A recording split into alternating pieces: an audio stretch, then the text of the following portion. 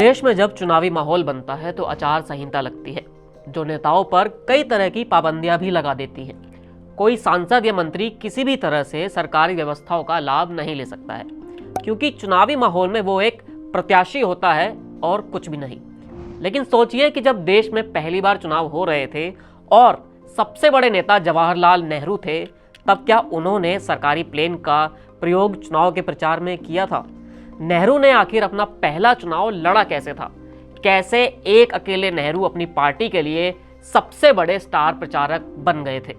लोकसभा चुनाव के माहौल में एक और चुनावी किस्से के साथ मैं मोहित ग्रोवर आपके सामने हाजिर हूं। आपको बताते हैं कैसे देश के पहले प्रधानमंत्री जवाहरलाल नेहरू ने अपना पहला चुनाव लड़ा था और एक तरह से रिकॉर्ड भी बना दिया था। चुनाव लड़ने की बारी आई तो नेहरू ने जाहिर तौर पर अपने घर को ही चुना, यानी इलाहाबाद को। जवाहरलाल नेहरू ने अपना पहला लोकसभा चुनाव इलाहाबाद ईस्ट और जौनपुर वेस्ट की संयुक्त सीट से लड़ा।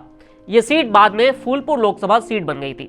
शुरुआत के 3 लोकसभा चुनाव नेहरू ने इसी सीट से जीते थे। कमाल की बात यह है कि शुरुआत के 2 चुनाव ऐसे थे जिसमें इस सीट पर एक नहीं बल्कि 2 सांसद चुने जाते थे। खैर, जवाहरलाल नेहरू उस वक्त देश के सबसे बड़े नेता थे और कांग्रेस का सबसे बड़ा चेहरा भी। ऐसे में उनका जिम्मा सिर्फ अपनी सीट तक सीमित नहीं था, बल्कि पूरे देश में पार्टी के लिए प्रचार करने का भी था। यह आजाद भारत का पहला चुनाव था। दूर सुदूर लोगों में नेहरू को देखने के लिए एक पागलपन था। चुनाव शुरू होने वाला था, लेकिन उससे पहले एक संकट आया, चुनाव प्रचार का। पूरे देश में नेहरू चुनाव प्रचार कैसे करेंगे, क्योंकि यही वो दौर था जब दुनिया में कुछ बड़े नेताओं की हत्या कर दी गई थी। ऐसे में एक चुनौती नेहरू की सुरक्षा को लेकर भी थी।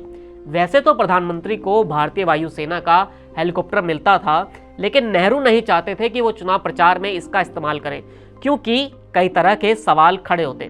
तब इसका एक रास्ता निकाला गया। From Curzon to Nehru and after नाम की किताब में यह बताया गया है कि सरकार ने तब इस मसले का हल निकालने के लिए एक कमेटी बनाई, जिसके बाद यह तय हुआ कि प्रधानमंत्री को सुरक्षा के मद्देनजर सरकारी हेलीकॉप्टर का इस्तेमाल करने दिया जाएगा।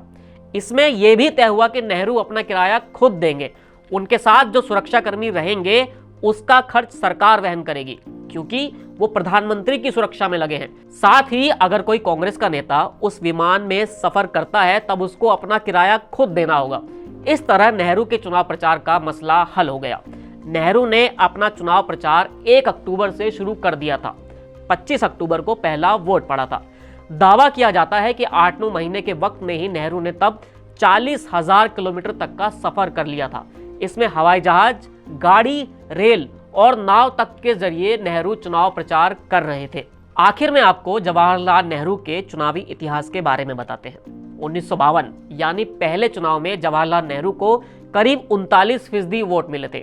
इसके बाद 1957 में भी 37% वोट मिले थे।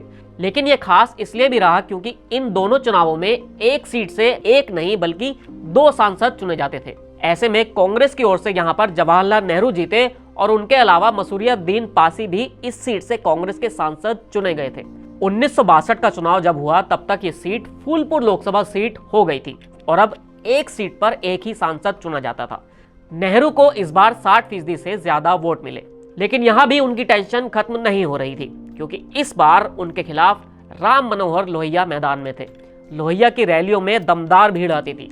तब कांग्रेस को हल्का झटका तो लगा, लेकिन चुनाव के नतीजे आए तो सब सही हो गया। इस लोकसभा चुनाव के 2 साल बाद ही नेहरू का निधन हो गया था। जब इस सीट पर उपचुनाव हुआ तब जवाहरलाल नेहरू की बहन विजय लक्ष्मी पंडित यहां से सांसद बन गई। देश के पहले आम चुनाव से जुड़े इस किस्से में इतना ही। आपसे फिर मिलेंगे एक नए किस्से के साथ।